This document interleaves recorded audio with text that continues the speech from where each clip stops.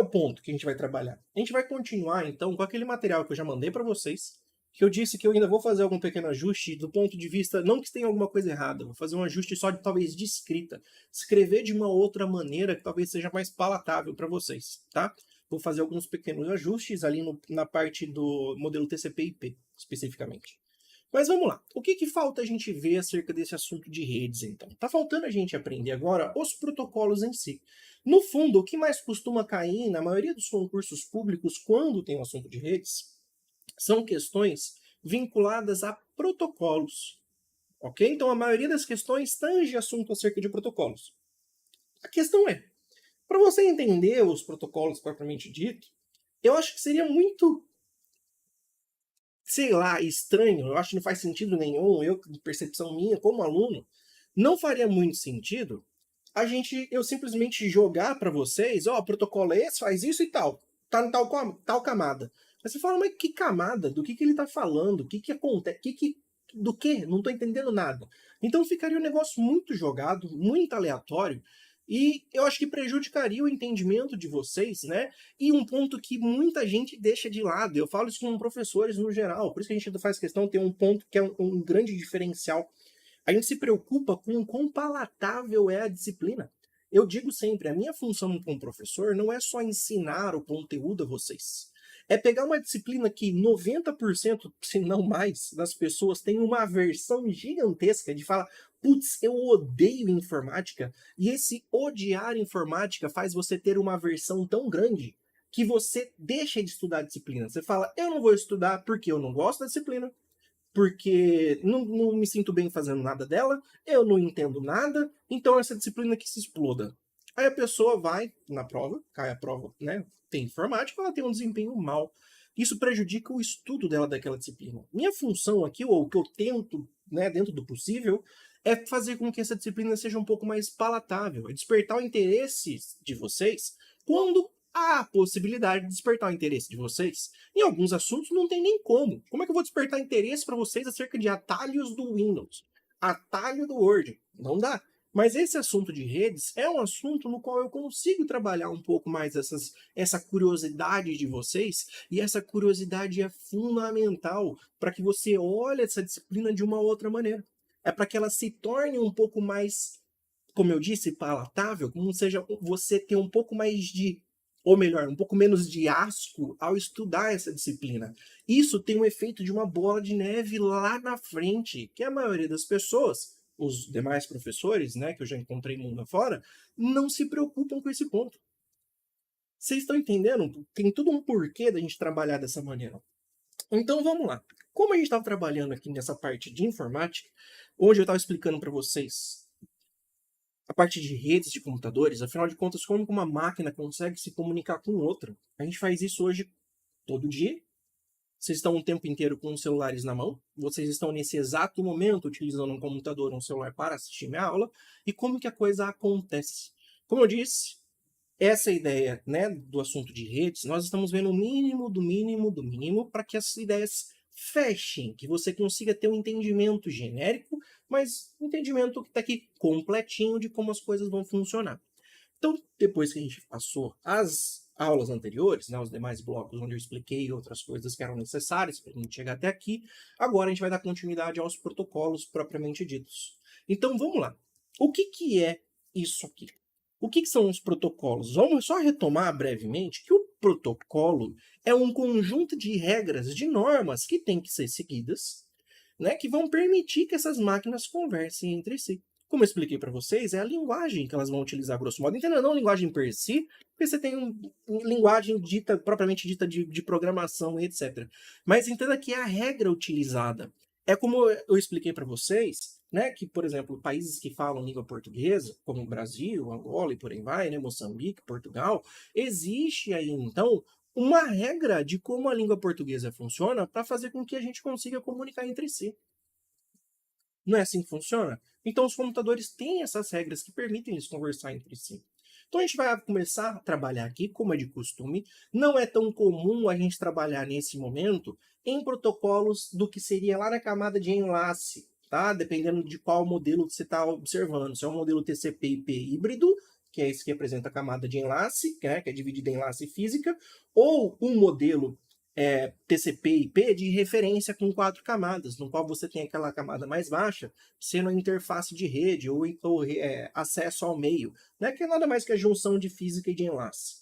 Então existem protocolos ali que dizem respeito principalmente a como essas redes estão conectadas, mas elas não costumam ser trabalhadas aqui. Elas só vão aparecer quando no edital vier alguma coisa mais específica sobre os meios de comunicação em si.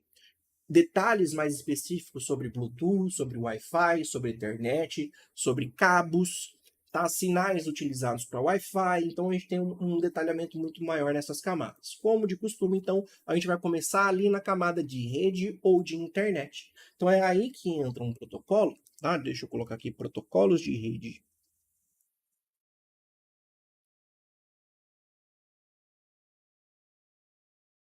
Então é a partir da camada de rede ou aquela camada de internet que nós vamos trabalhar.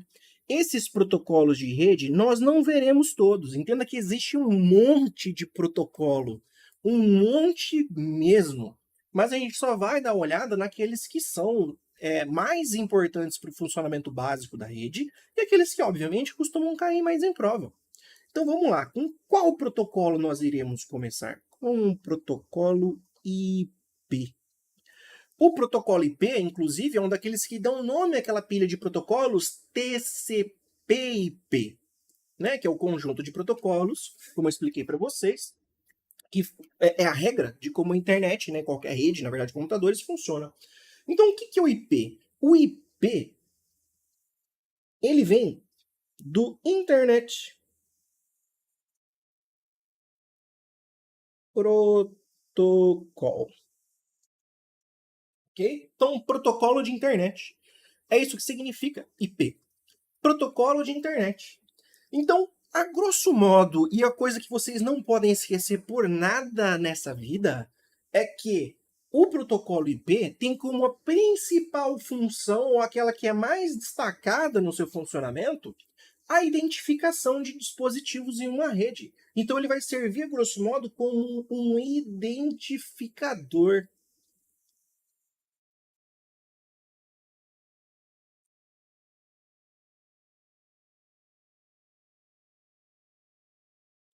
Então, identificação de dispositivos em rede. Isso se nós estivermos falando de uma situação na qual exista, tá, a utilização de IP. Então, a gente está falando. Lembra que posso ter uma rede de computadores no qual eu não utilizo o IP. Só que aí eu estou falando de uma rede interna, de uma intranet. Eu posso ter uma intranet utilizando somente aquele endereçamento físico vinculado com a placa de rede, como eu já falei para vocês, tá com aquele conjunto hexadecimal que eu falei para vocês, que metade é do fabricante, metade identifica o peça, né, o componente em si. Então você tem uma espécie de CPF para cada placa de rede. Você pode ter essa identificação então na máquina utilizando esse endereçamento. Só que a partir do momento que, olha só, quando a gente fala de internet, é por isso que é protocolo de internet, não dá mais para você utilizar apenas o endereço MAC, né, o endereço físico da placa de rede para fazer uma internet acontecer. Não dá mais, a gente tem que escalonar isso para um outro nível de endereçamento. Então é aí que entra o endereçamento lógico, porque ele não está vinculado ao aparelho físico, ele não está vinculado ao hardware. Sacou? Olha, a placa de rede é o hardware, por isso o endereçamento físico, que é o MAC address. Esse é por meio de programação, então a gente utiliza uma lógica. Então ele é o endereçamento lógico desses dispositivos.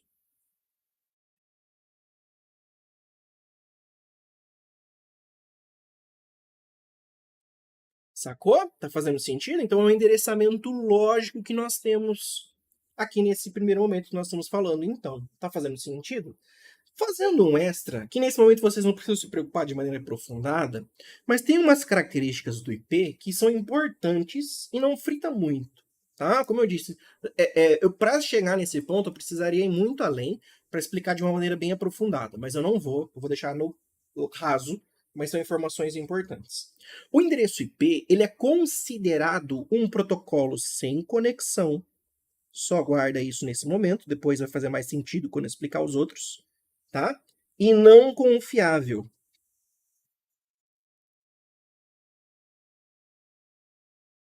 ok? O que significa ele ser sem conexão e não confiável? A ideia é que ele não estabelece uma conexão prévia entre os dispositivos. Isso é sem conexão. Porque você entende que uma conexão é quando eu ligo uma coisa na outra? A gente vai ver que o IP ele serve como endereçamento, ele vai ter umas características que a gente vai avançando daqui a pouco, mas a gente diz que ele é sem conexão. Ele não estabelece uma ligação entre os dispositivos e fala, ó, fica aí comigo que eu vou te passar todas as coisas. Isso não é função dele. Isso vai ficar mais claro quando a gente for colocando mais os tijolinhos e fechar esse assunto. Então guarda aquele sem conexão. Por que não confiável? Não confiável é na ideia de não garantir entrega de pacote nenhum. Não é a função do protocolo IP garantir entrega de nada. Isso vai estar na camada de cima, lá na camada de transporte. Não é função dessa camada aqui de rede ou de internet. Ok? Então, nesse momento, só guarda isso como eu falei, vai fazer mais sentido quando a gente for trabalhar o TCP e o UDP. Beleza?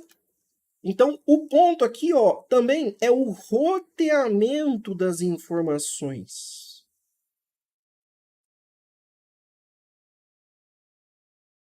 Roteamento dos pacotes.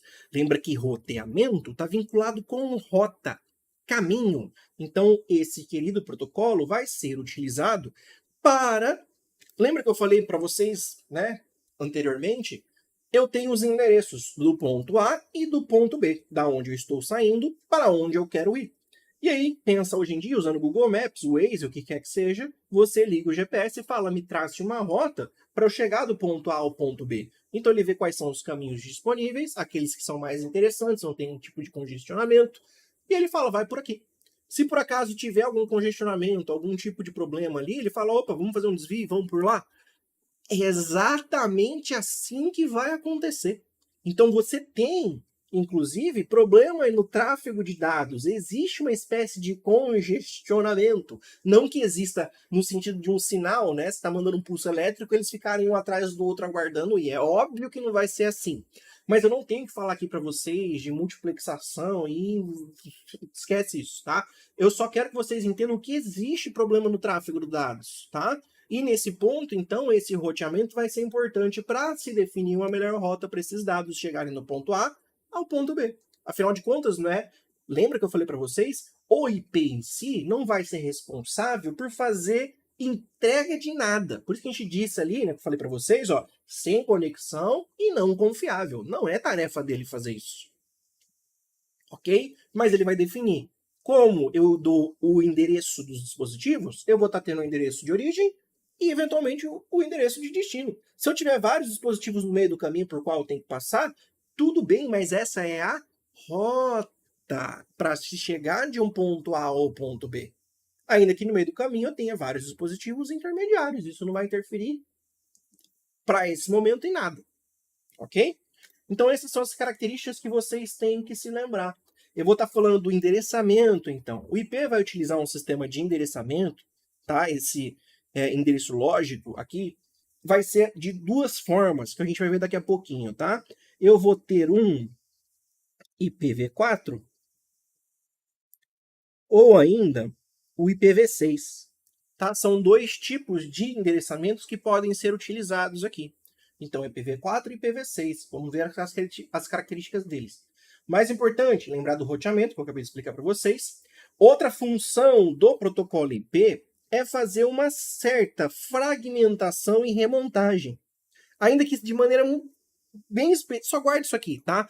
Onde vai aparecer mais fragmentação e remontagem? Quando a gente mencionar TCP.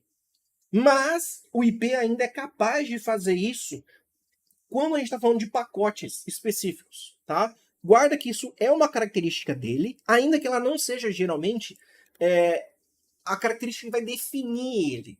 A gente tem um outro protocolo da camada de transporte que geralmente vai estar vinculado com essa ideia de fazer segmentação e remontagem. Só que entenda que é em níveis de fragmentação ou granulações diferentes. certo? Então, é como se fosse a camada de transporte, afinal de contas, falando de transporte, é como se fosse uma mega empresa de logística muito mais complexa e muito mais abrangente, que vai definir, né, coloca isso nesse aquele container, coloca aquele lá naquele outro container, manda isso aqui, numera desse jeito. Então, um controle muito maior, muito mais rebuscado e muito mais interessante. Mas o IP também é capaz de fazer, mas em menor escala. Então, guarda que o IP, como está no material de vocês, também faz uma fragmentação e remontagem de pacotes.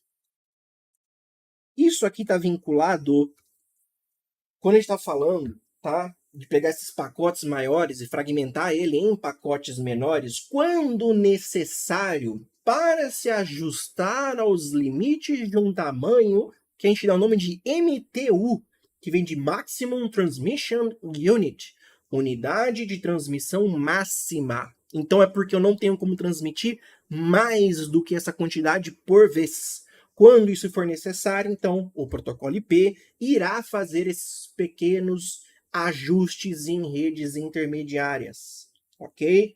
E aí o receptor, aquele que está recebendo, vai ser responsável por reagrupar esses fragmentos de pacotes. E o IP tá nem aí se ele vai montar isso do jeito que deveria, porque ele não garante a entrega, ele é não confiável, ele é sem conexão. Então ele até pode fazer segmentação, quando chegar lá no destino, a pessoa que recebeu o destinatário que terá que montar esses pacotes, do jeito que chegar. Ok? Então esse é o ponto aí interessante da gente trabalhar. Agora vamos falar do IPv4, né? Vamos falar agora do que mais cai em provas. O IPv6, ele é bem mais complexo, mas ele cai muito pouco em concurso público. O IPv4 aparece muito mais. Então, IPv4 é um protocolo de internet versão 4. Esse V4 vem de versão 4, ok? Então, entenda que eu expliquei para vocês de maneira genérica o que é o IP, tá? E aí vamos ter umas características acerca do IPv6, que vai ter uma grande diferença em relação ao IPv4. Vamos lá falar do IPv4, então, que é o que mais aparece em prova. Acabei de falar aqui para vocês, tá? Não é orientado à conexão, não é confiável. O máximo que vocês podem encontrar de termos, e toma cuidado porque olha o jogo de palavras, é que o IPv4 pode ser orientado a pacotes. Olha o jogo de palavra que as bancas já fizeram. Veja, sem conexão, não confiável, não orientado à conexão, ok? São termos que podem aparecer para descrever o IP e IPv4. Só que ele pode aparecer orientado a pacotes, porque ele trabalha com esses pacotes que ele está mandando, né? Que eu estou falando aqui para vocês, ó, essa segmentação de pacotinhos. Então ele tem uma fragmentação de mandar numa caixa que está relacionado com aquele MTU que eu te falei, que é o Maximum Transmission Unit, a unidade de transmissão máxima que ele pode comportar. Certo? Por quê? Porque não cabe mais num pacote. Eu tenho um pacote de tamanho específico fixo que eu posso mandar. Não tem como eu passar isso. Então eu vou ter que segmentar a minha mensagem para se encaixar nesses determinados pacotes. Essa é a ideia. Então, o IPv4 é um protocolo de datagrama. Olha as palavras, eu odeio isso, mas não tenho para onde correr. Eu preciso dizer essas palavras porque se elas aparecerem em prova, eu preciso que vocês vinculem com essa desgraça. Ok?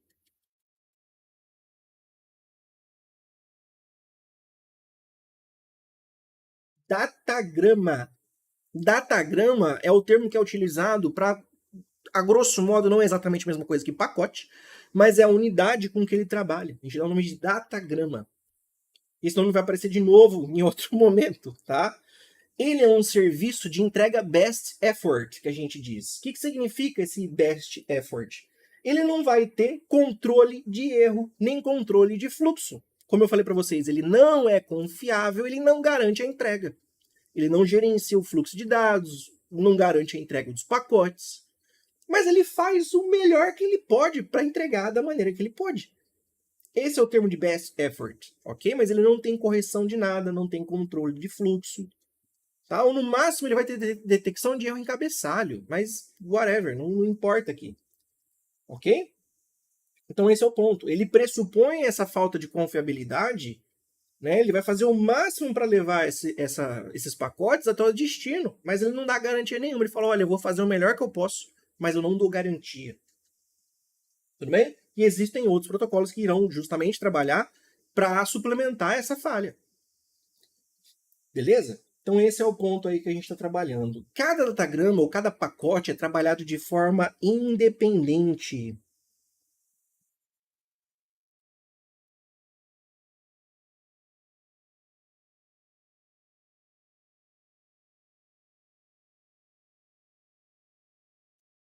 Tá? Então eles são trabalhados de forma independente.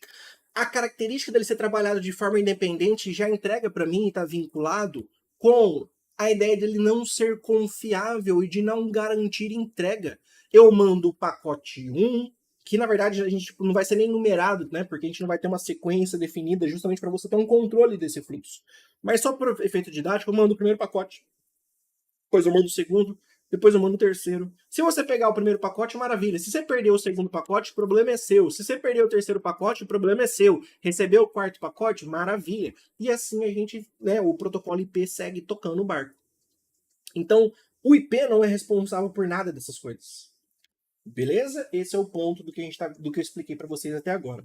E eu vou para o ponto mais interessante de trabalhar para o IPv4. Ele é um protocolo que possui 32 bits de informação. Bits, lembra que eu trabalhei com vocês binários, né? E os bits estão relacionados, então, a essa linguagem binária. E bit é uma unidade de medida de informação. Assim como a gente usa centímetro, metro, etc., quilômetro para distância, a gente utiliza grama, quilograma, nanograma, micrograma para peso, né? Então a gente tem essas medidas, e agora, medidas informacionais, a gente vai utilizar bits, a menor unidade. Aquela ideia que eu falei para vocês, bits, byte, kilobyte, megabyte, gigabyte, por aí vai. Certo? Então, bits é a menor unidade informacional que a gente tem, e a gente tem então o endereço IPv4 composto então por um tamanho, né, informacional de 32 bits. Por que 32 bits? Vamos entender isso melhor? É aqui que entra um ponto. 32 bits, se vocês lembrarem, né, a gente tem aquela regra que 8 bits equivalem a 1 byte, né? Ok. Então, se são 32 bits, eu tenho 4 bytes de valor informacional. É sinônimo. Então, cuidado com essas trocas de valores que a banca eventualmente pode fazer. 32 bits é equivalente a 8 bytes. Tudo bem? Porque 4 vezes 8 dá 32. Sacou? Ok, então vamos lá. Dito isso, como que é feita essa separação desse endereço, então? O endereço, tá, que a gente vai dar esses 8 bits, esse 1 byte de informação, né, como eu estava colocando aqui para vocês, deixa eu colocar de novo, ó, 8 bits de informação é equivalente a 1 byte, e a isso a gente vai dar um nome derivado aqui que vai aparecer como octeto. Octa, 8, octeto, 8 bits. Vem daí o termo, tá? Então, um bloquinho que a gente vai dar o nome de 8 bits, que vai compor 1 byte, ele recebe o nome de octeto. Octeto porque tem octa, 8 bits de informação. Se são 8 bits de informação, como é que vai ser a estrutura desse endereço? É assim, meu povo. Presta atenção aqui na tela. Ele vai ser composto de 4 blocos, separados por ponto. Então, eu vou ter aqui um bloquinho, ponto, um bloquinho, ponto, um bloquinho, ponto, um bloquinho. E nesses bloquinhos, como eu falei, cada bloco desse recebe o nome de octeto, tá? Então, isso aqui é um octeto. Se ele é um octeto, ele é composto por 8 bits cada um desses. A gente vai ter que voltar para a linguagem binária para vocês entenderem que, em questão combinatória, lembra que só pode ser um 1 ou 0? Sim, então eu tenho 8 espacinhos, né? Se a gente der um zoom aqui, ó, aumentar isso aqui, eu vou ter o seguinte: 1, 2, 3, 4, 5, 6, 7, 8. Vou aumentar aqui, ó. A gente deu um zoom e aumentou esse octeto aí, tá? Para vocês observarem aqui, então.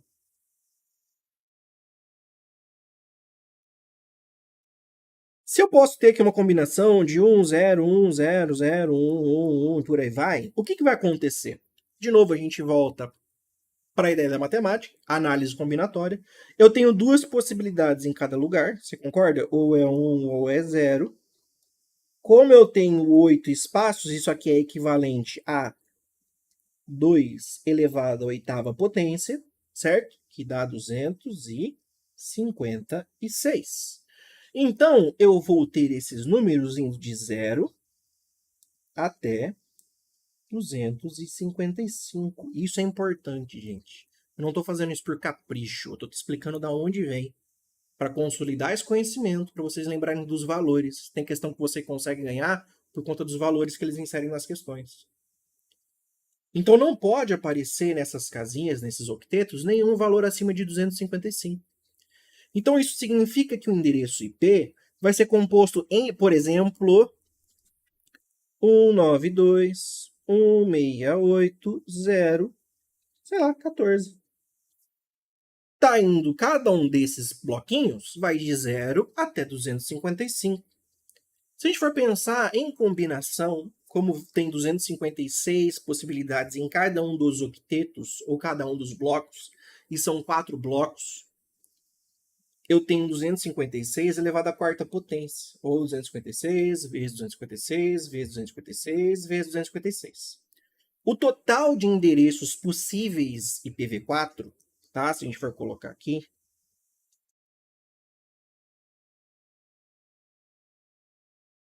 de maneira aproximada, tá? No material de vocês está de maneira exata.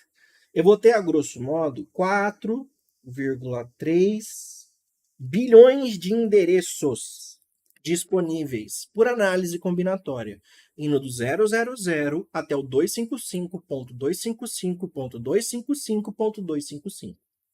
Então são 4,3 bilhões de endereços. É muito? Sim. É muito? Não. Depende do que a gente está falando. Pensa que hoje em dia, a gente tem aí 8 bilhões de pessoas no mundo, se não mais já, nem lembro que número que tá, se chegou a 9 ou quase isso. Todo mundo tem aí, né? Hoje em dia, claro que existem aqueles lugares no mundo que o pessoal não tem nem água, nem o que comer. Mas, em compensação, a gente tem outros países que esbanjam, né, recursos de maneira acumulada. Então, você tem uma pessoa com trocentos aparelhos que se comunicam em rede. Né? Tem um smartphone, tem às vezes 3 smartphones diferentes, tem uma Smart TV, a Smart Geladeira, a Smart Cafeteria, a Smart Rasa, tem um monte de aparelho diferente, cada uma delas com endereços que poderia ser utilizado. Então vamos ficar aqui dessa maneira, por enquanto, para vocês entenderem o problema. Né? Inventaram uma solução no meio do caminho, mas vamos lá. Então, se a gente for considerar que várias pessoas vão ter mais dispositivos, é fácil você imaginar que, mesmo lá atrás, eles já, né, esperavam, por conta do boom da tecnologia, que a gente fosse esgotar essa quantidade de endereços. Então, quando a gente fosse pensar no conceito de internet, comunicação entre os dispositivos, não ia ter endereço para todo mundo. Ia ser matematicamente impossível com o funcionamento desse protocolo. E é daí que surgiu, por exemplo, o IPv6. Foi uma ideia de, opa, nós temos uma limitação de endereços, vamos criar uma outra maneira de colocar endereçamento lógico. A gente vai chegar no IPv6. Ainda que no meio do caminho surgiu um outro protocolo que solucionou esse problema, mas a gente não vai trabalhar ele aqui, tá? Vou mencionar depois, só bem por cima. Então o IPv4 tem essas características que eu estou falando para vocês. Acompanhe aqui, que eu preciso de atenção de vocês. Tá ok até aqui? O IPv4, o endereço dele é composto por 4 blocos, ou seja, 4 octetos. 4 vezes 8, 32. Então, são 32 bits de valor informacional. 4 bytes de valor informacional. Que eu vou utilizar para representar números de 0 até 255 em cada um destes blocos. Totalizando, por análise combinatória, 4,3 bilhões de endereços, aproximadamente. Ok? Então é assim que funciona o IPv4. Então essa é a notação utilizada no IPv4. Agora, a gente tem um detalhe do IPv4 que ele é dividido em 5 classes.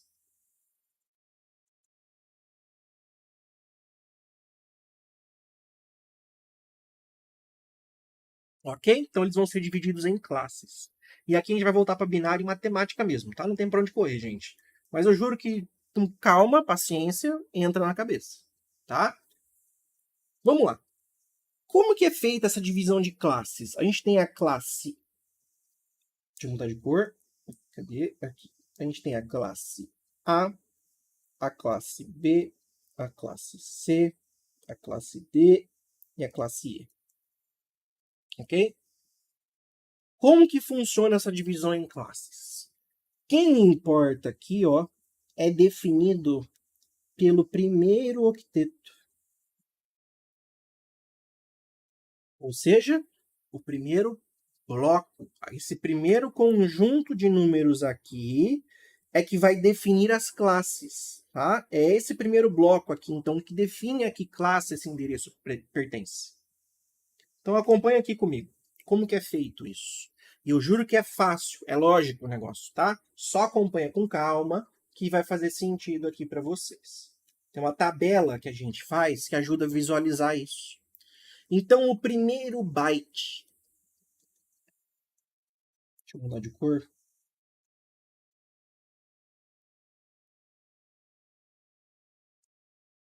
Primeiro byte é equivalente a primeiro octeto, tá? Vamos lembrando dos sinônimos, não estou fazendo isso à toa, para vincular os termos na cabeça de vocês.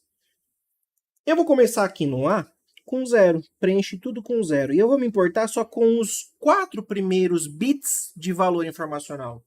Entenda que são 8 que compõem o primeiro octeto, como eu acabei de demonstrar aqui para vocês, ó.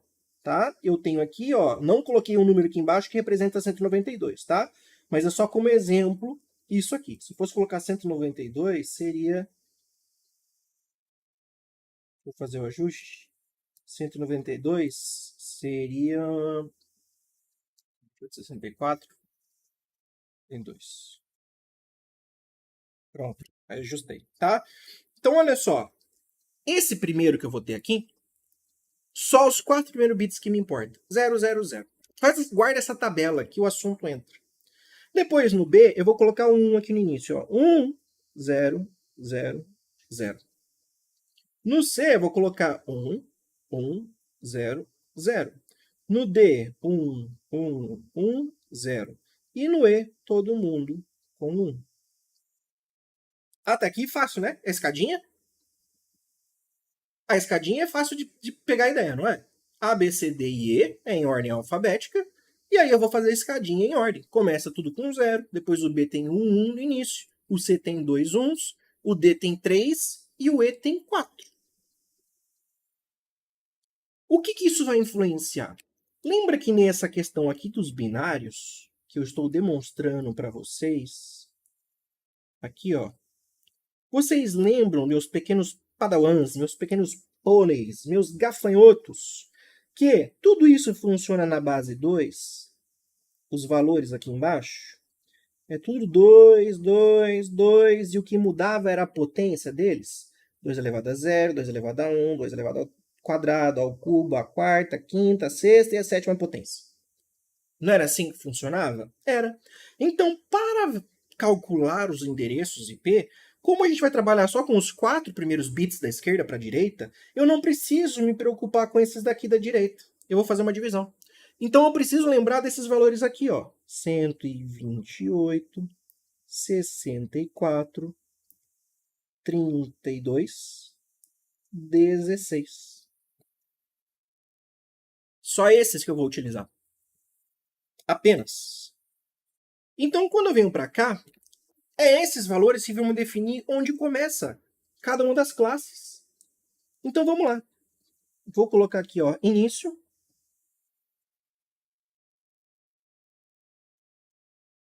Término.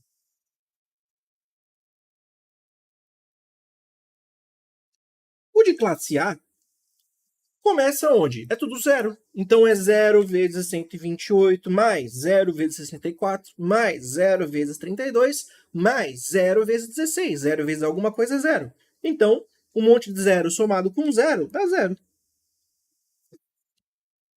Então, é isso que eu vou montar aqui nesse primeiro lugar. Segunda, agora a gente vai para a classe de baixo, classe B. Você primeiro preenche todo o início, porque depois fica muito mais fácil para preencher o final.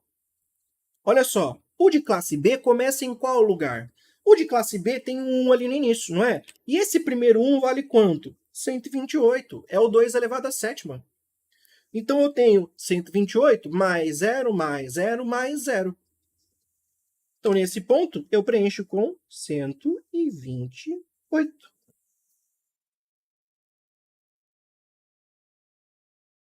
O de classe C? O de classe C eu tenho esses dois números 1 aqui, não é? Sim. Então eu vou ter quem? 128 mais 64. Eu vou somar esses dois. Não é? E eu coloquei aqui o valor errado. Eu estava fazendo de cabeça e fiz errado. Deixa eu arrumar só. Então, aqui no de classe C, eu tenho 128 mais 64. Quando eu somo 128 mais 64, eu tenho o meu 192.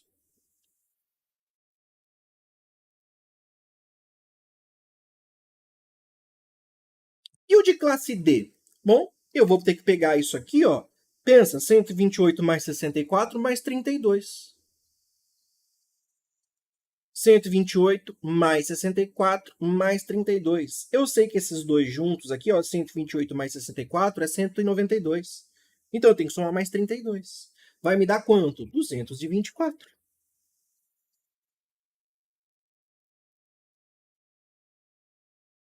Gente, a matemática é simples. Eu expliquei para vocês da onde vem cada valor aqui. Eu estou falando dessa casinha aqui, ó. Estou falando desse primeiro octeto, ó. Esse aqui, que define a classe. Eu estou explicando da onde veio, eu fiz a retomada dos binários. Eu estou falando para você dessa escadinha que você tem que fazer e lembrar dos valores. Ó, só tenho aqui 2 elevado à sétima.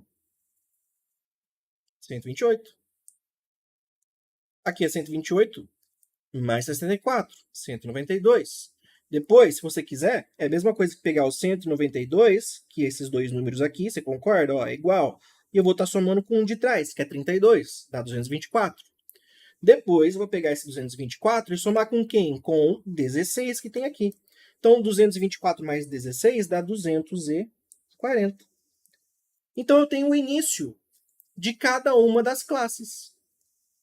Ótimo! Se eu sei onde começa, é fácil de eu definir onde termina. A classe A começa no 0. A classe B começa no 128.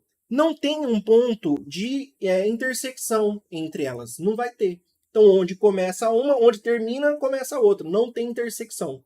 Se não tem intersecção, eu sei que a A começa no 0. A B começa no 128. A pode ir até 127. A B começa na 128, a C começa na 192. Então, a classe B só pode ir até 191.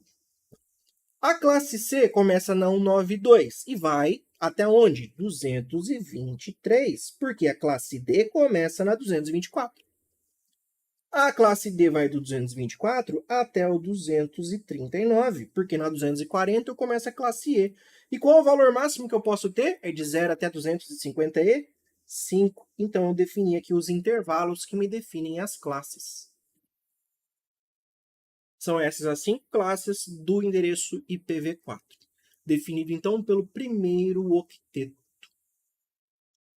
Informática não combina com matemática. Informática é pura matemática. É pura matemática. Lembra que eu falei para vocês que tudo, no fundo, essa máquina trabalhando aqui, é um monte de operação aritmética. Lembra que a gente falou do processador? É um monte de binário, esse monte de 1 e 0 que faz literalmente tudo que vocês estão vendo e ouvindo e mexendo. É pura matemática do começo ao fim. Mas presta atenção nessa escada, que é o jeito mais fácil, não tem maneira mais simples de representar e de entender isso. Decorar é pior. Compensa você entender que você monta isso quando você precisar para fazer qualquer questão em qualquer momento.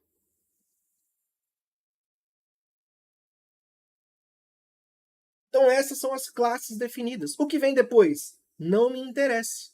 Os outros octetos não vão definir classe. É só o primeiro octeto que define. É o primeiro bloco. É o primeiro byte.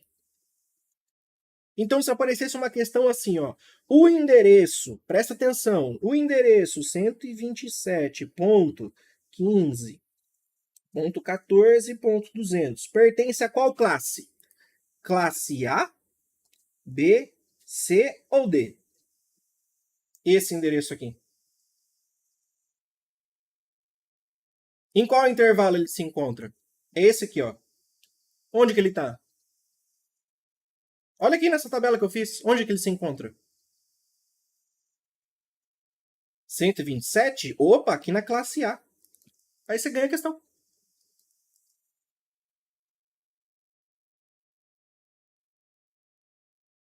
Acabou. Só isso, professor, para definir classe A. Depois de, eu juro para você que pouquíssimo tempo vocês decoraram isso já. Vocês vão bater o olho na questão e não vão ter nem que fazer conta. É bater o olho na questão e falar, tá, já sei automaticamente que classe que tá. Porque é tão bem definido, é tão bem separado.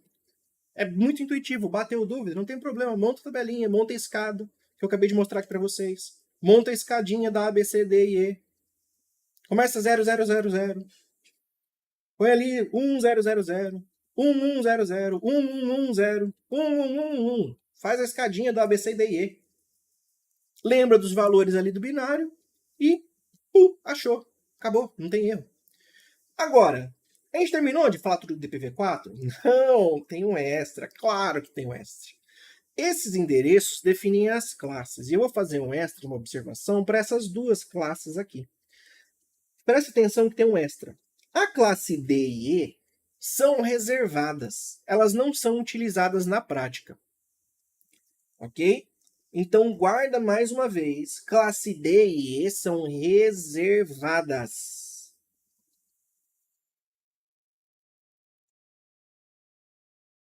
Foram reservadas lá atrás, quando eles estavam concebendo esse protocolo ainda. Porque eles tinham em mente que seria utilizada a de classe D para se fazer broadcasting, tá? Ou multicast, para transmissão de dados em grupo, como se fosse assim, eventualmente, o que a gente tem de equivalência de rádio e de TV seria feito pela rede, na qual seria mandado broadcasting para o mundo inteiro. Então essa era a ideia que eles tinham, que eventualmente ia ter essa junção, né, essa confluência de redes, e era assim que ia funcionar. Então eles reservaram um conjunto de endereços para isso. É utilizado? Não. O de classe E. O de classe E é reservado para nem ter um motivo. É assim, vamos reservar para que se algum dia a gente precisar, a gente possa utilizar. Então, classe D e E, reservados. Ponto. Tudo bem? Isso que vocês têm que ter em mente. Agora eu tenho que falar para vocês da faixa de endereços privadas.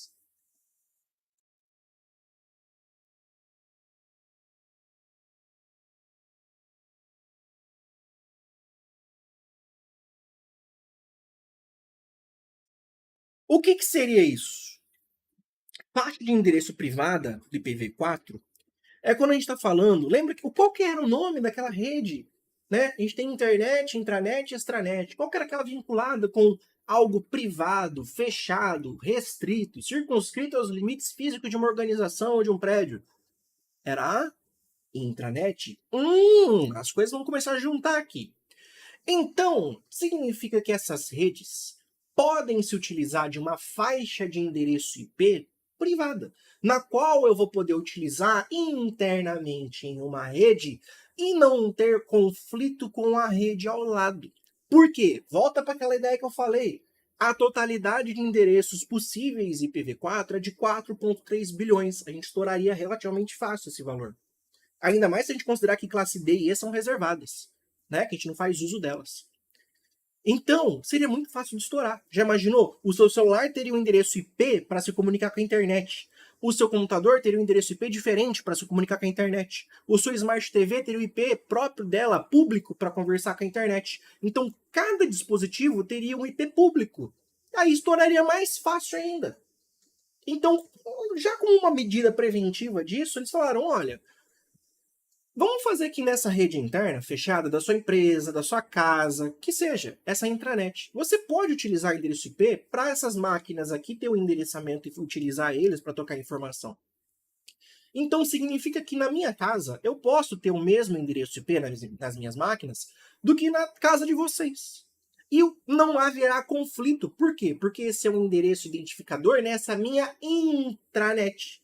E eu não vou ter um conflito com a sua intranet, porque são redes distintas. E nós não utilizaremos esses endereços publicamente. É um endereço local.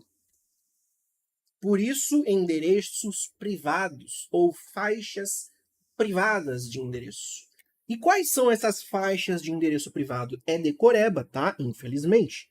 Classe A, classe B e classe C. Não teremos aqui faixas privadas da classe D e E porque elas são reservadas. Então, classe A. De onde até onde que é o endereço aqui de faixa, né, privada que a gente vai ter? Presta atenção. O de classe A vai do 10.0.0.0.0, ou seja, o que me importa é o primeiro octeto aqui nesse caso, até 10.255.255.255. Então, tá vendo que é fácil? É mais fácil de guardar. Eu preciso saber que o primeiro octeto... E lembrando, o 10 não está dentro desse intervalo aqui, ó, de 0 até 127. Então, ele é de classe A. Tá vendo? Não tem erro. Ele é de classe A. E aí ele começa com 10, então. 10.0.0.0 até 10.255.255.255. Esse é o intervalo utilizado para empresas, geralmente, né, porque tem uma quantidade bem grande de endereços, utilizando aí numa intranet, em uma rede interna, endereços de classe A, caso a empresa queira. Tá? Isso vai depender de como a empresa quer se ajeitar aí nos computadores, quantas máquinas serão utilizadas. Aí entra a política de rede, que é outros 500. Vocês não precisam saber. Ok? E o de classe B? O de classe B é o mais chatinho. É o mais diferentão. O de classe C também é bem fácil de guardar. O de classe C, muito provavelmente, vários de vocês que estão assistindo essa aula já mexeram, mesmo sem saber do que era. Então vamos primeiro no de classe B. O de classe B ele é o mais chato porque ele tem esse número quebrado, ó. Ele tem 172.16.0.0 até 172.31.255.255. Ele é o mais quebradão de todos. Infelizmente. Por que fizeram isso? Boa pergunta. Nunca achei um motivo por trás de ser feito dessa maneira, quebrado dessa maneira. Mas está aí. Faixa privada de endereço classe B é 172.16.0.0 de início e o término 172.31.255.255. Lembrando, 172 se encontra em qual intervalo? Está aqui, ó. Então você vê que ele se encontra de fato na faixa de endereço B. Como que eu memorizei isso lá no início da minha jornada, né? Para dar aula disso. Eu decorei isso porque 172 você tem que guardar. O problema não é guardar 172. O que quebra a perna é você lembrar que essa desgraça de 31, 255, 255. Como que eu, na época, fiz? Eu tive que decorar pelo menos o primeiro, 172.16. Depois, o que eu guardei? Qual que é o dobro de 16? O dobro de 16 é 32. Mas eu não vou meter 172. Deixa eu colocar a caneta aqui. Eu não vou meter 172.32.0.0. Podia ser, né? Muito mais fácil saber que era o dobro. Mas se você guardar isso, querendo ou não, você acerta a questão. Porque se você lembrar, não pode ser o dobro, é quase, é na lata, eu tenho que chegar muito próximo dele. É como se eu tivesse as casinhas adjacentes ali do lado, como se fosse unidade, dezena, centena.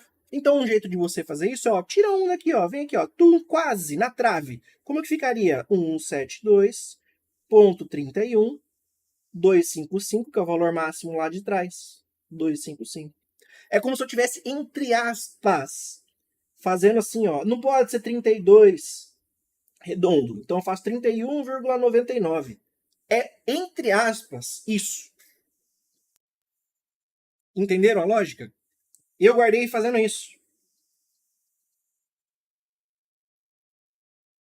Se você guarda um 72.16, você lembra que o dobro de 16 é 32, e você vai lembrar que daí é na trave, quase 32. É 31.255.255. E aí você chega nesse intervalo, então. Como eu falei, ele é o mais chato. E adivinha quem cai mais? O de classe B aparece bastante em prova, justamente porque ele é o quebradão.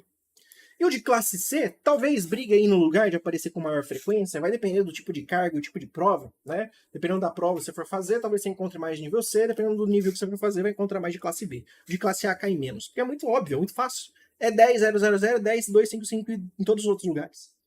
O de classe C começa com 192.168.0.0 até 192.168.255.255. Bem fácil de guardar, tá vendo? 192.168.00. Depois, onde tem a 00, eu troco pelo 255.255. Acabou. Você que já configurou um roteador na vida em algum momento, você já muito provavelmente já meteu ali 192.68.0.1.1.1.0.15.15.1, algum endereço desse para você configurar e arrumar o seu roteador. Então agora, vocês que estão assistindo em casa, pega o roteador aí de vocês e repara, vira o roteador, tá? Não faz isso agora, porque senão talvez vocês desconectem da rede, tá? Dependendo da sensibilidade do aparelho. Mas dá uma olhada que, via de regra, vai ter o endereçamento da máquina, do dispositivo ali, para você configurar o roteador. Você vai ver que seu roteador se encontra nessa faixa. Ele vai estar entre 192.168 e em algum outro endereço específico. Geralmente, como eu falei, é 01 ou 10. Mas essa é a classe C, a faixa privada de classe C. Então é por isso que eu tenho os dispositivos dessa maneira.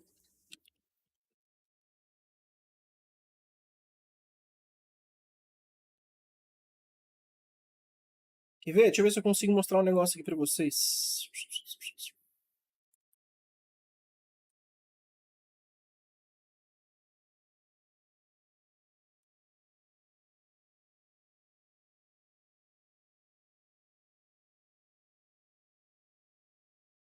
Ó,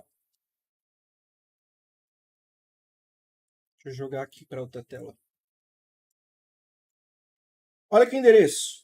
192.168.15.1. Eu acessei o meu roteador.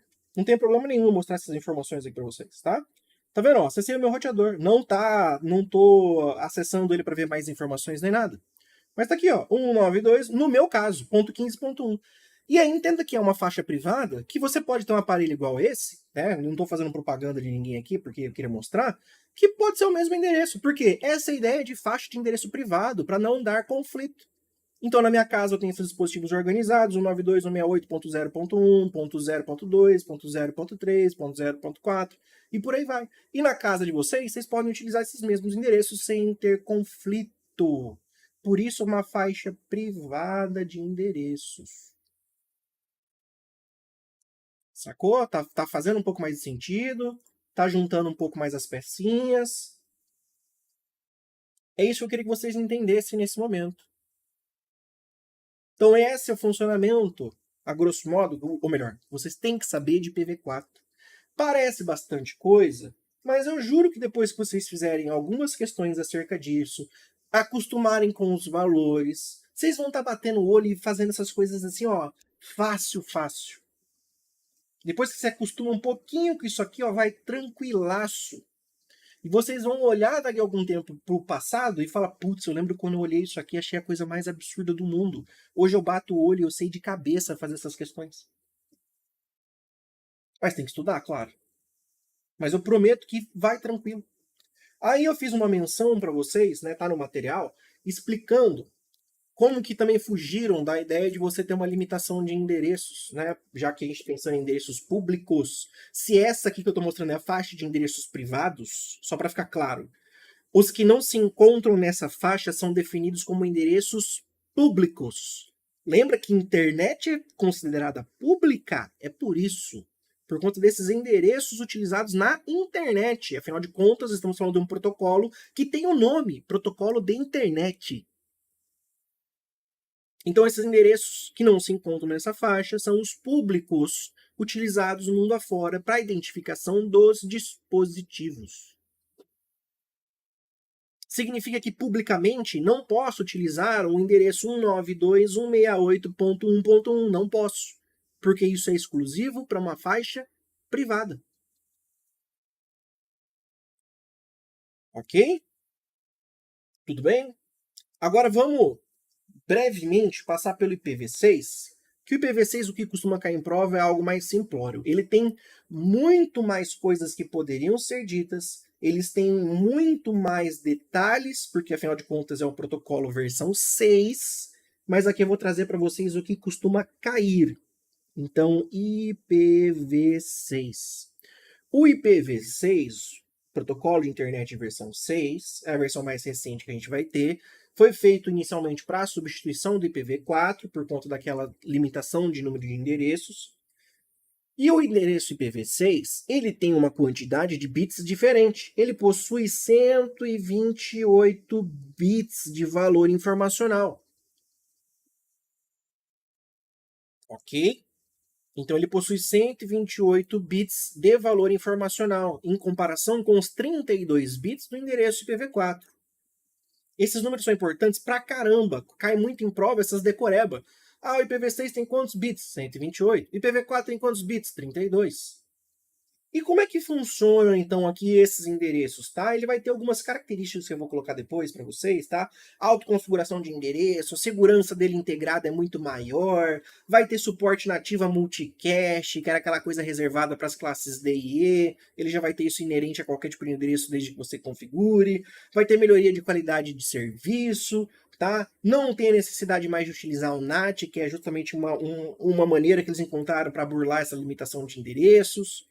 Então não tem mais essa necessidade, tá? Só como adendo, então, o que é o protocolo NAT, né? Afinal de contas, estou falando dele, o que é esse protocolo NAT? É um outro protocolo, tá? Que significa uma tradução de endereços de rede. A ideia é, esse querido aparelho que vocês têm aí, que é o roteador, então imagina que vocês têm a casinha aí de vocês, tá? A gente tem um roteador aqui. Então você tem um computador A, computador B, computador C, computador D. Todos eles aqui vão se utilizar de um endereço nessa faixa privada de classe C. Acompanha a linha de raciocínio. 192, 168, alguma coisa. E eles não podem usar esse endereço, porque são faixa privada, lá fora. Porque antigamente, originalmente, era como se assim, cada dispositivo desse fosse ter um endereço público para se comunicar na internet. Então a gente estouraria muito fácil a quantidade de endereços disponíveis. Pensa que na totalidade era 4,3 bilhões. Só que a gente retirando as faixas reservadas e retirando a faixa privada, a gente esgotaria muito mais fácil.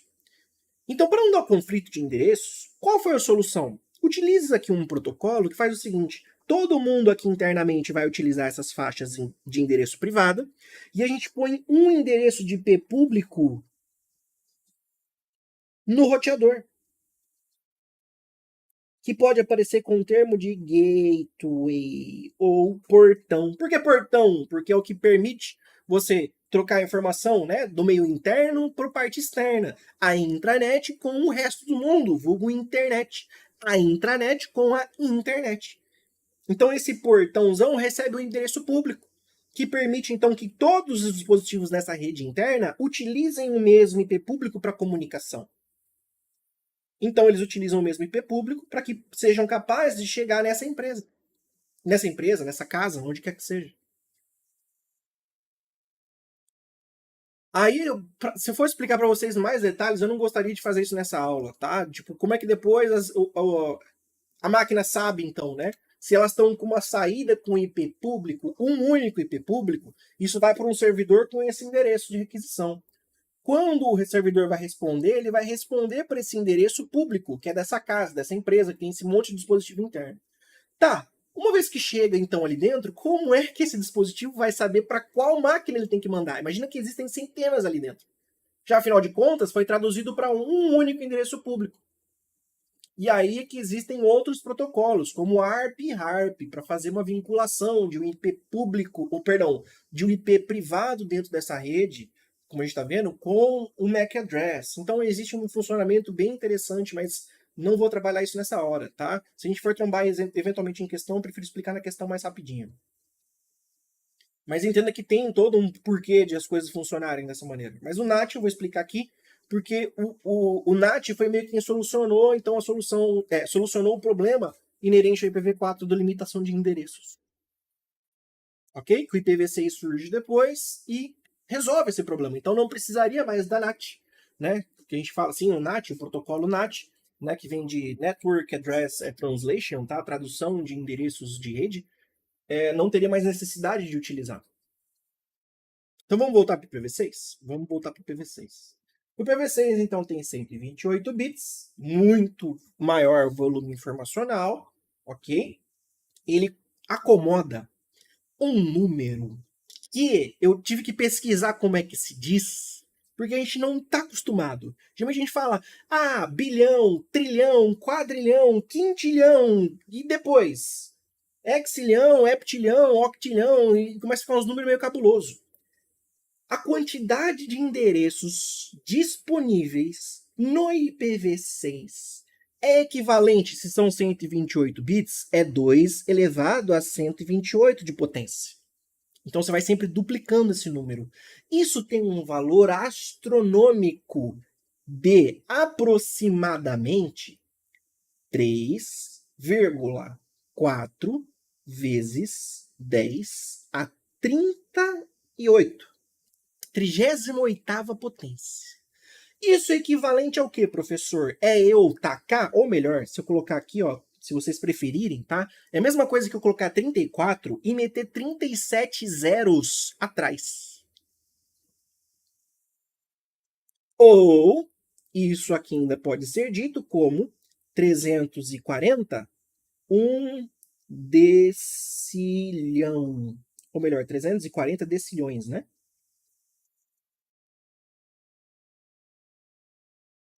1 decilhões é quando a gente está pensando lá, se um quadrilhão, a gente está pensando relativo a 4, né? 1 decilhão é 11. Eu coloquei no material um cálculo estimativo para vocês terem uma noção dessa quantidade de coisas. Né? Eu coloquei unidade, dezena, centena, milhão, bilhão, milhar, né? Milhão, bilhão, trilhão, quadrilhão, quintilhão, sextilhão, heptilhão, octilhão, nonilhão, decilhão, 1 decilhão, que é 11.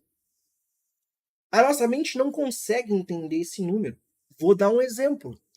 1 milhão de segundos.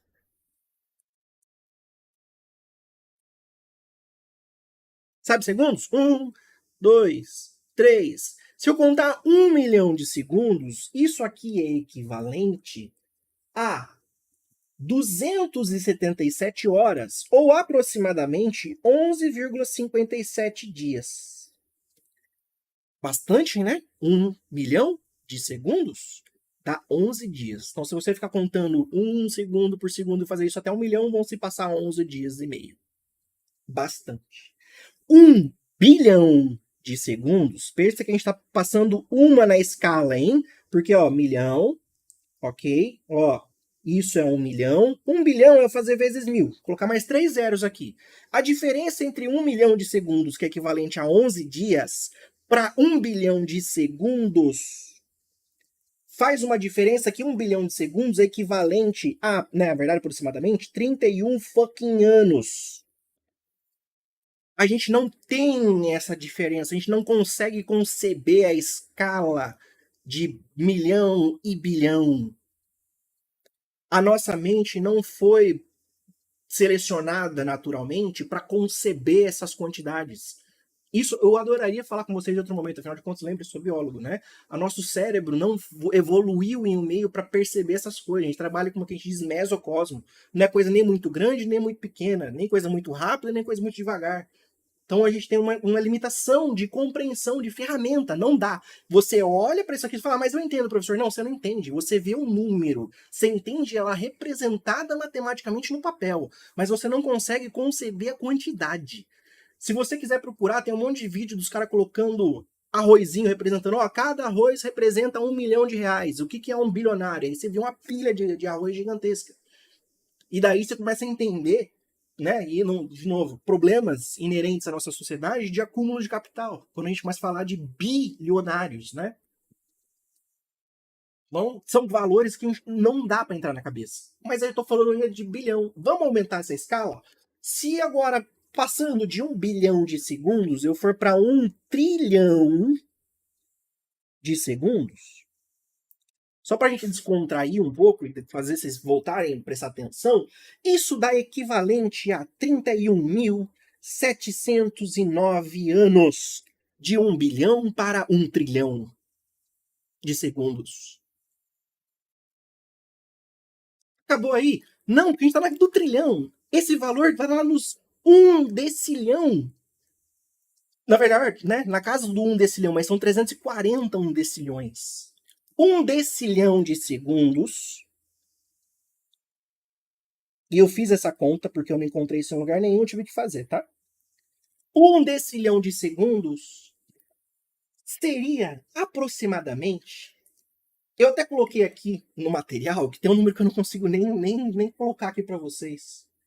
Deixa eu ver se eu consigo colocar. É isso aqui em quantidade de anos. 31, 709, 791, 983, 764, 58, 6, 504, 312. Não vai nem caber. 531, 709 anos.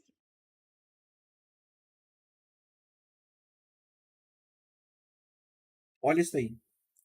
Lembrando que o nosso universo tem 13,77 bilhões de anos. O bilhão, gente, já parou aqui, ó. Ó, 1000, milhão, bilhão. O nosso universo tem 13,77 bilhões de anos. É todo o tempo que existe. As coisas existem no nosso universo. Esse número é astronomicamente maior que isso. Ah, e número de grão de areia. Número de grão de areia, você pode ter, sei lá, quantos planetas Terra socado aí dentro só de grão de areia. Não dá pra gente conceber esse número. Ou seja, por que fizeram essa quantidade astronômica de valores? Para eles nunca se esgotarem. Então, né, como diz o Goku, é mais de 8 mil. Ótima zoeira, né? Pra quem me lembrar dessa do Dragon Ball. Nesse ponto, não dá pra gente conceber. Esses números, então, foram feitos para nunca serem esgotados. A humanidade podia colonizar todos os sistemas solares que a gente conhecesse. E para outras galáxias, supondo que isso seria possível. A gente pode imaginar um futuro distante lá na casa do caramba. Ainda assim, a gente não chegaria nem perto de esgotar esses valores de endereço.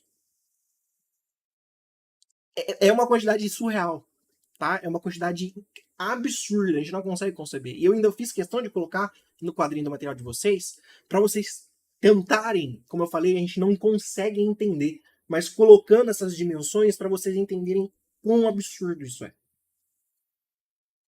Então, a gente tem uma quantidade virtualmente, não é infinita, mas ela nunca vai terminar, de endereços no IPv6. Tá? Então, são 341 decilhões de endereços. É muita coisa. Voltando agora para o funcionamento do IPv6, propriamente dito, como é que ele vai funcionar? O IPv6, ele vai ter uma característica de ter 8 blocos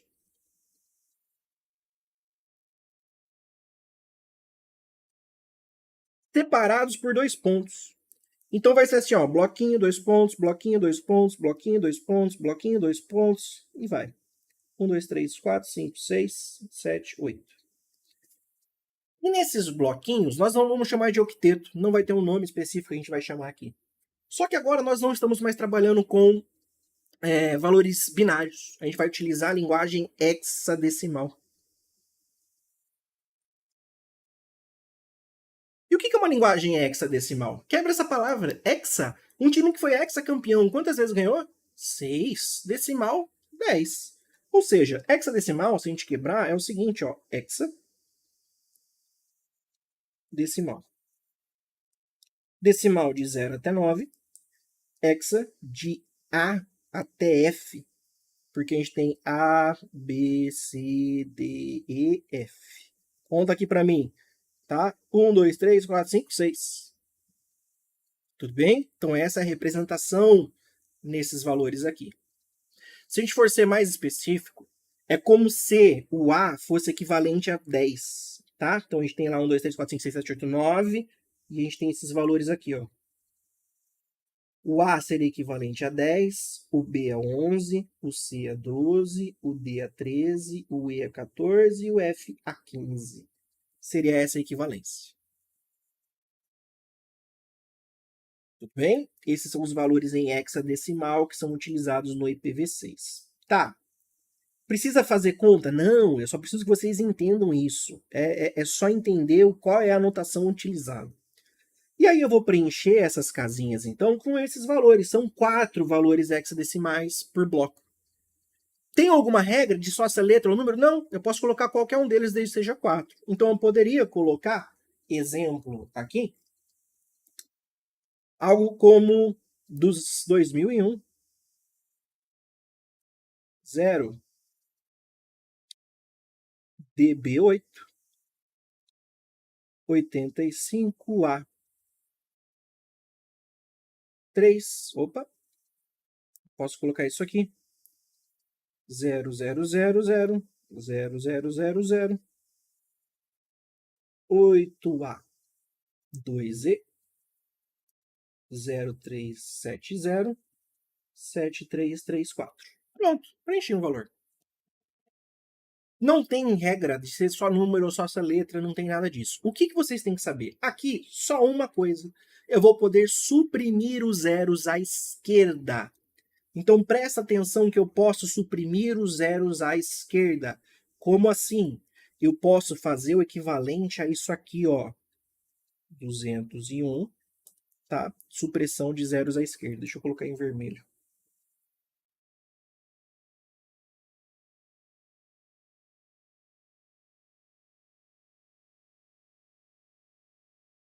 Então, 201. Ó, esse zero que era para estar aqui, ó, esse aqui, ó, eu posso suprimir ele. Ah, mas não é a letra O? Não, porque não vai até O, vai até F. Então você não tem erro. Tem que saber que vai ser o número zero. Então, 2 pontos, eu ignoro ele. Eu coloco só D, B8. 2 pontos, 8, 5, A3.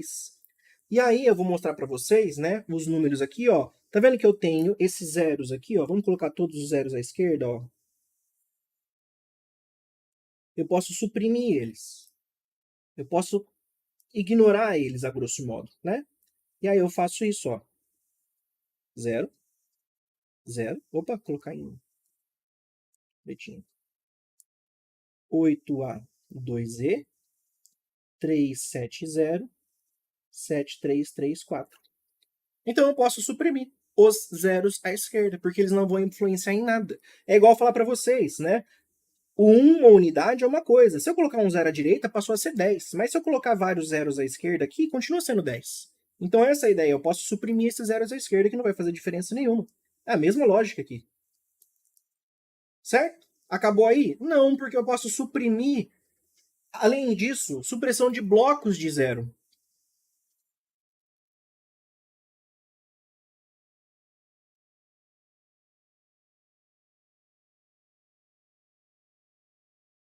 Então, nesses lugares onde eu tenho esse monte de zero em sequência, eu posso suprimir também.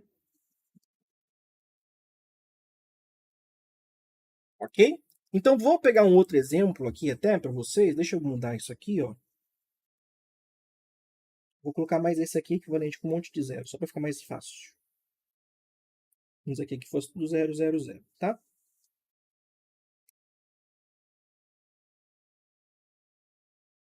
Desse jeito. Então, eu posso suprimir esses.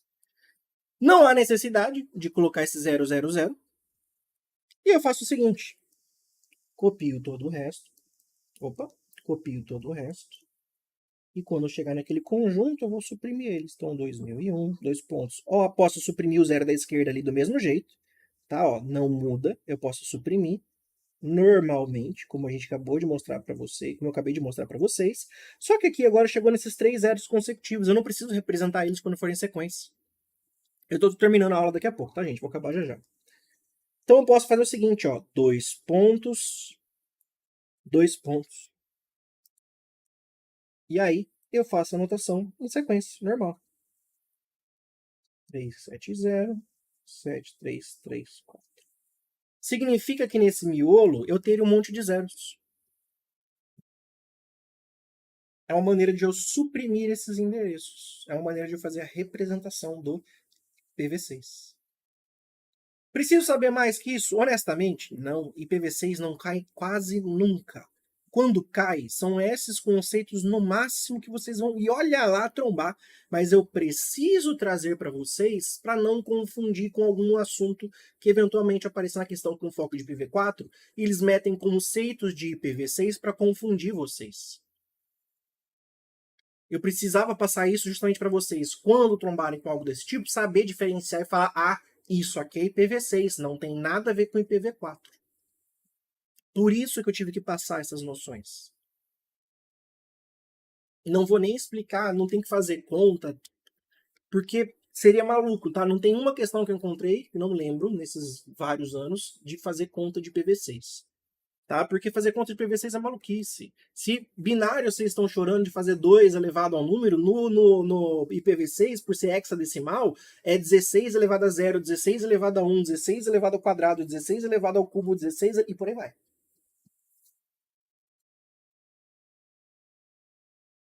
Ok? Então essa é a supressão que a gente está falando do IPv6. Qual é a coisa que mais cai do IPv6? A quantidade de bits. 128 bits.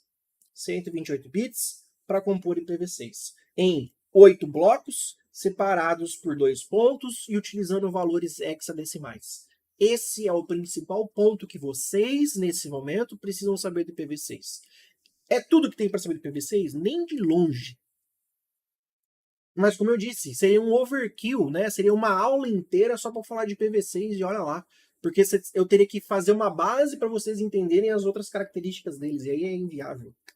Tá? Então, se vocês estão achando isso muito avançado, fiquem felizes que a gente está ainda no raso de IPv6. Tá? Como eu falei, eu preciso colocar isso para você poder diferenciar do IPv4. Ok? E aí, claro, por conta do tempo, então a gente encerra essa aula aqui. Veja que eu falei apenas da camada de rede. As outras vão mais fácil, tá? Porque não envolve matemática. As outras têm um funcionamento mais intuitivo, é mais de boa. Então, a próxima aula a gente vai continuar esse assunto de redes ainda, mas eles vão ser mais tranquilos. É porque aqui assusta, porque vocês batem o olho em matemática, aí é um monte de número, e aí você fala, meu Deus, é o pavor clássico, né, de brasileiro, eu incluso, tá?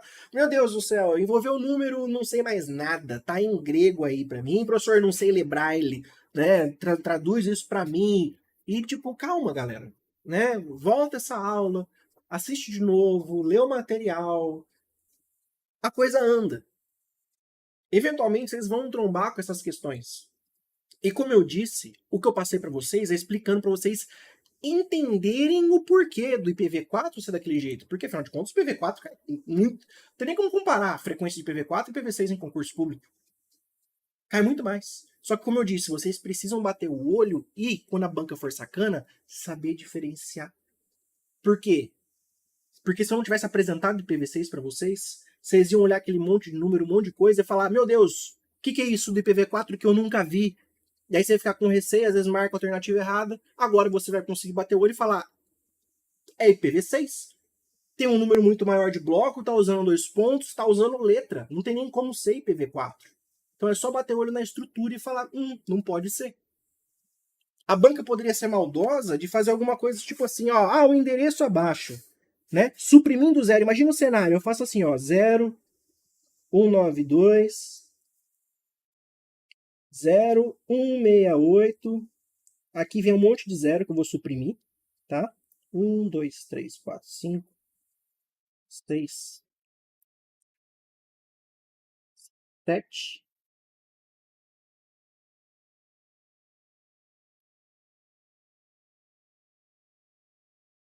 8. Isso seria muita maldade, tá?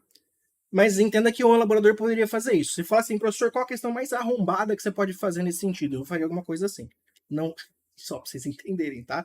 Como eu falo, eu tenho que, como professor, pensar nas possibilidades mais escrotas do mundo. Então, se eu fosse suprimir os zeros à esquerda, como que ficaria esse endereço? 192, 2 pontos. 168, 100, 210. Você bate o olho nisso aqui e você fala, ah, é um endereço de classe C.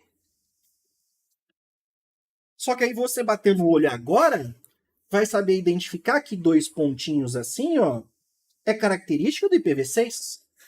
E vocês vão entender que ele está suprimindo esses zeros à esquerda para ficar parecido e equivalente. Opa, eu não coloquei, né? Para ficar equivalente.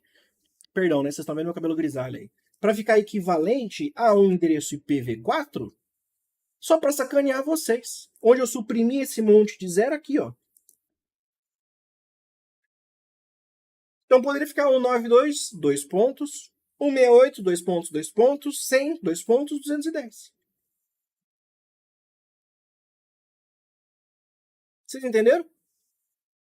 Eu sei, perdão, não estava mostrando antes, mas agora vocês estão vendo que eu coloquei na tela. Só fiz um endereço em IPv6 com um número, porque eu posso, não tem regra, lembra? Não é obrigado a ter só letra, ter número, posso usar qualquer combinação. Poderia fazer uma questão arrombada dessa e fazer uma comparação assim, só para sacanear o aluno. Agora vocês conseguem bater o olho e falar, eu sei que essa coisa que tá aí é um IPv6, não é um IPv4. Entendeu? Ótimo. Então, é maçante? É chatinho? É. Mas ao mesmo tempo, a gente pode bater, né, conversar sobre alguns detalhes e outras coisas que talvez agregaram para vocês. Como ter, por exemplo, noções de escala, né? Como a gente viu trabalhando com aqueles números lá, dos decilhões, aquela coisa toda, trabalhando em segundos, né? 1 milhão de segundos, os 11 dias, 1 bilhão de segundos, já 31 anos. Vocês tiveram uma ideia, né? 1 trilhão de segundos, 31 mil e não sei quantos, 700 anos. Então a gente foi trabalhando, inclusive, comentando esses outros lances do limite nosso mental, não é você, é o ser humano, tá? De entender esses números. Isso, perfeito, tá? Quando a gente tem esses dois pontos consecutivos aqui, ó, é a supressão desses dois pontinhos, ó. Representa que eu tenho um monte de zero aqui no meio, porque obrigatoriamente eu precisaria ter 8 blocos. Então eu simplesmente suprimo eles, colocando dois pontos, juntinhos aqui dessa maneira, representando que eu tenho essas casas de 0, 0, 0 aí no meio. Beleza? Então é isso, galera. Queria agradecer demais a presença de vocês. Eu sei que a aula de hoje é mais pesada, a gente discutiu alguns assuntos inerentes e interessantes desde o início, né, da aula, falando de detalhes psicológicos até detalhes da limitação humana, de percepção de escala e número. E a gente encerra essa aula, então, né? Feliz da vida aqui de falar com vocês, de trabalhar aqui com vocês, esses conceitos. E para que a gente possa, na próxima aula, propriamente dito, falar dos outros protocolos das outras camadas, né? Especificamente, camada de transporte e camada de aplicação. Então a gente vai trabalhar essas outras e eu juro que vai ser mais fácil, tá? Vai ser bem mais tranquilo que essa aqui, porque essa aqui envolve número, envolve umas continhas e eu sei que a gente tem birra com matemática.